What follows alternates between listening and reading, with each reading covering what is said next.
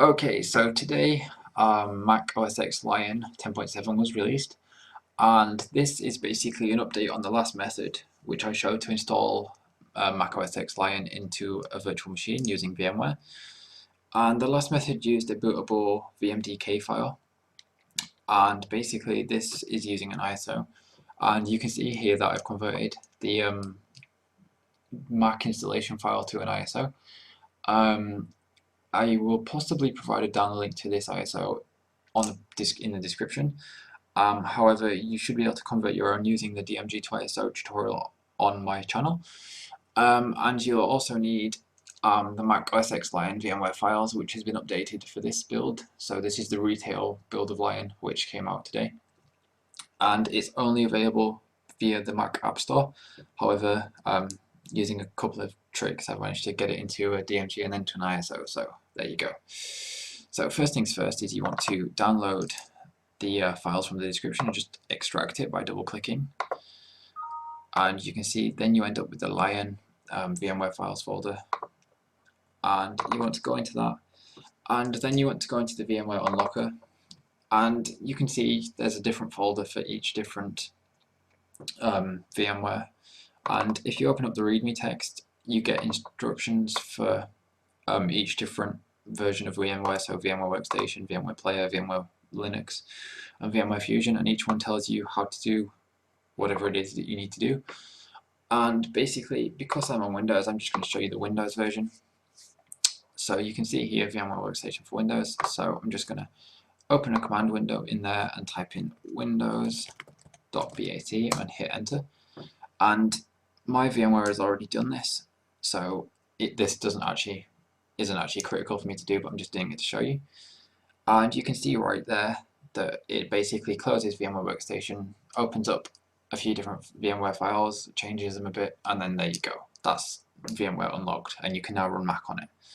And that's without having any boot up ISOs or anything like that. So once that's done, close that, and then go back to the other folder with the Mac OS X Lion. So there's a folder there called Mac OS X Lion. Just double click that, and you want to open up the VMX file. And an important thing to mention is that even if you've run the VMware unlock, you can't create a Lion virtual machine without using these files here as a startup point, because it doesn't configure itself properly, whereas these have been specially configured for Lion. So that's just something to mention. So you will need these files. And there you go. So VMware should open up. Let me just pop it there.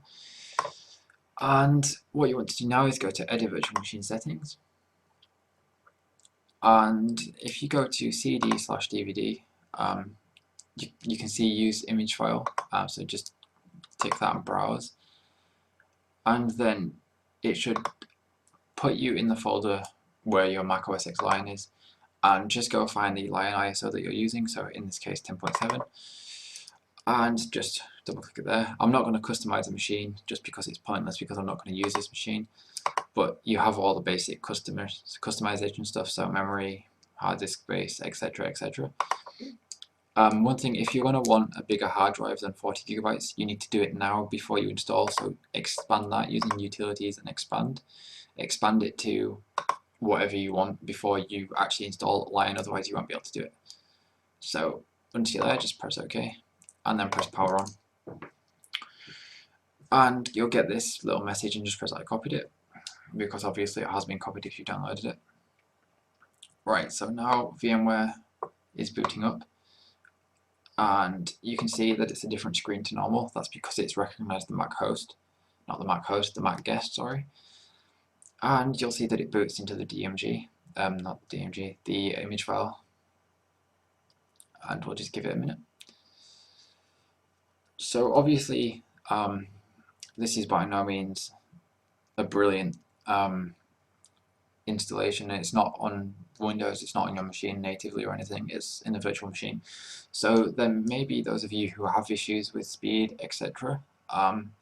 Unfortunately, there's nothing you can do about that really. There's a couple of tips and tricks, but it depends on what hardware you're using. So if you have any problems with this video, by the way, you should let me know and I'll get back to you. However, people with AMD processors, you will have problems. It's that simple. There's no kernel in this. and this is basically for Intel users. However, AMD users can have a go at it because it will work on some, but not all machines. So, right, and now you can see we're in the Lion installer, and what you want to do is actually go to disk utility first and press continue. So it'll get your virtual disk information, and you can see here, obviously, you can see your base system for your installer, and you can see the virtual disk. So the virtual disk has already actually been formatted. You don't actually have to do that, you just have to check that it is being formatted. But I'm just going to format it again just to make sure. So Macintosh HD, and just press erase. So obviously that's why you have to expand the hard drive before you actually do anything, because if you installed your Lion to that hard drive before you changed it, you'd then have part of it in the virtual format table and half of it in GUID partition table, and therefore there'll be clashes and you'll have to reformat the disk, which would wipe your Lion image. So that's why there's issues there, so just be aware of that. And once it's formatted, you just want to close and then go to reinstall Mac OS X. And even though it says reinstall, you can actually just use it to install and just press continue. And there you go, Mac OS X Lion. And it's, oh, right, okay, sorry, that's one thing I forgot to mention.